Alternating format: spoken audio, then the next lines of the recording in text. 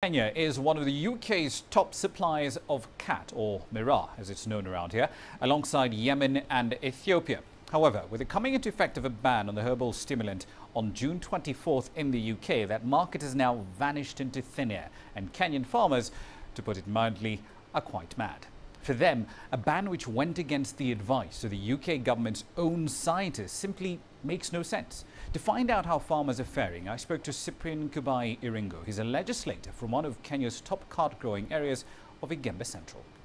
The ban has come as a big slap on our people because it will really affect the livelihood of 3/4 of the constituents in my place.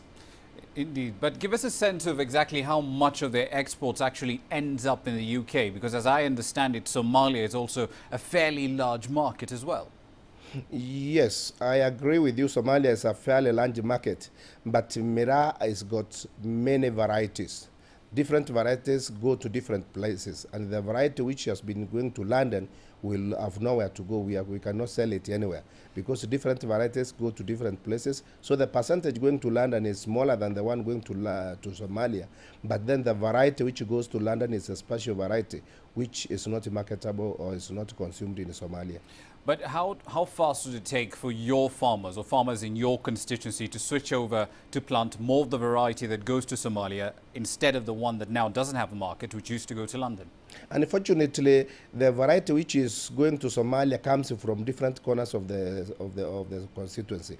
To be precise, miraa depends solely on the soils of a particular area, and the lower side of the constituency sells the miraa which goes to London, and the upper zone sells the miraa which goes to Somalia. So we cannot switch over to plant the variety which goes to Somalia. The soils dictate, and now it becomes impossible. So what has been consumed in London has been solely sold in London.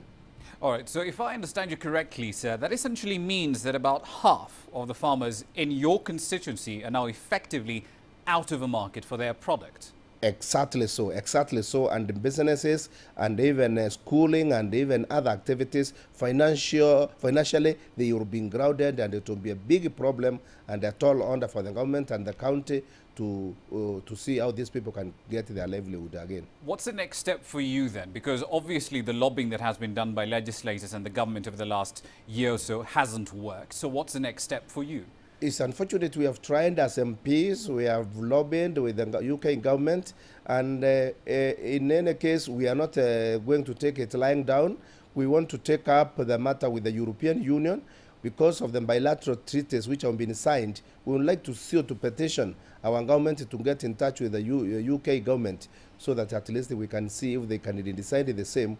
And equally, we are trying to look for other markets where we can open up selling of miraa, either in the Far East and other places. Let's talk about the European Union case, because as I understand it, several other European states, the Netherlands, for example, have essentially banned the consumption, sale and importation of khat as well. So why should they listen to your plea when they've already banned the consumption of the substance in their territories? Those individual countries have already done it, but we believe that if we can sit with the European Union sitting in Belgium. I was in Belgium on another mission with another group of MPs, and we mentioned the same to them, and they said that Holland did it on an individual basis, and even the UK is doing it on an individual basis. So if you can bring the European leadership, European Union leadership on board, I think we can mitigate our problem, and maybe somebody somewhere will listen.